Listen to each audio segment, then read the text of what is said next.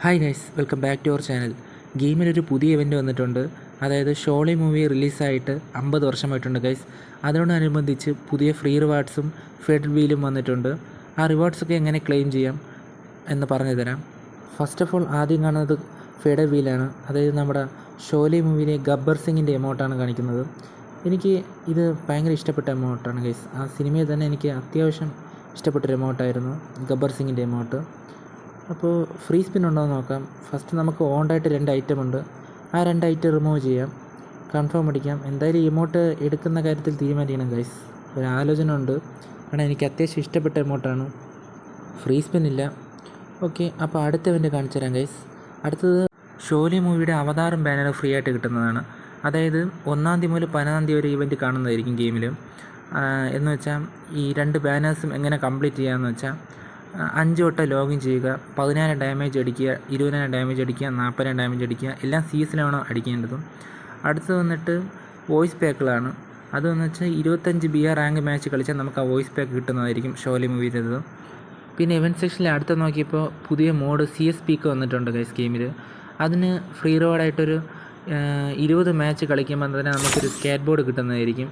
അത്യാവശ്യം നല്ല ഗുമ്മുണ്ട സ്കേറ്റ് ബോർഡാണ്. പിന്നെ അടുത്ത് നോക്കിയപ്പോൾ അവിടെ ഇന്ന് BR സീസൺ മാറിയിട്ടുണ്ട് ഗൈസ്. സീസൺ 47 ആയിട്ടുണ്ട്.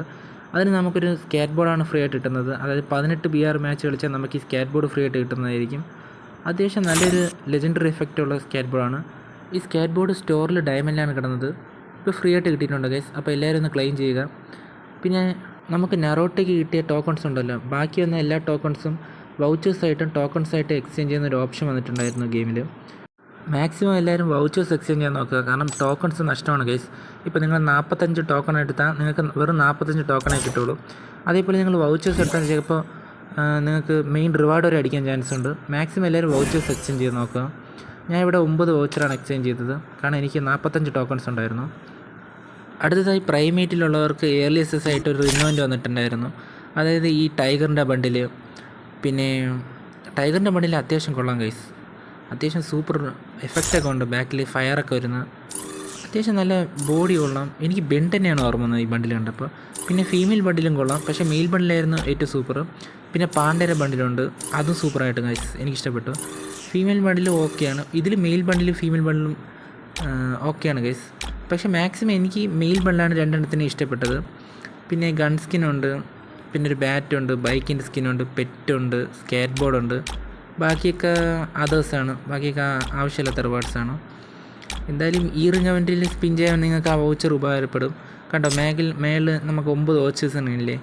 ഇത് സ്പിൻ ചെയ്യണോ വേണ്ടയോ എന്ന് നിങ്ങൾ താഴെ കമൻറ്റ് ബോക്സിൽ രേഖപ്പെടുത്തുക ഗൈസ്. അപ്പോൾ നിങ്ങൾ ഏറ്റവും കൂടുതൽ കമൻറ്റ് കണ്ടിട്ട് വേണം ഞാൻ ഈ ഇവൻറ്റിൽ സ്പിൻ ചെയ്യണോ വേണ്ടയോ എന്ന് ആലോചിക്കേണ്ടത്. പിന്നെ പ്രൈമേറ്റിന് താഴെയുള്ളവർക്ക് 2 ദിവസം കഴിഞ്ഞിട്ടായിരിക്കും ഇവൻറ്റ് ഗെയിമിൽ വരുന്നത്. സോ വൗച്ചേഴ്സ് സേവ് ചെയ്ത് വെച്ചിട്ട് നിങ്ങൾ അപ്പം സ്പിൻ ചെയ്താലും മതി. അടുത്തത് സെപ്റ്റംബർ മാസത്തിലെ ബൂയാ പാസ് വന്നിട്ടുണ്ട് ഗൈസ്. ഏകദേശം ഈജിപ്റ്റ് മമ്മി തീമിലാണ് വന്നിട്ടുള്ളത്. എനിക്ക് ഈ മെയിൽ ബണ്ടിൽ അത്ര ഇഷ്ടപ്പെട്ടു ഗൈസ്. കാരണം ആ പണ്ടത്തെ എലൈറ്റ് പാസിൻ്റെ ഒരു വൈബുണ്ട് ഈ ബൂയാ പാസിന്. പിന്നെ ഇതിലുള്ള റിവാർഡ്സൊക്കെ കൊള്ളാം.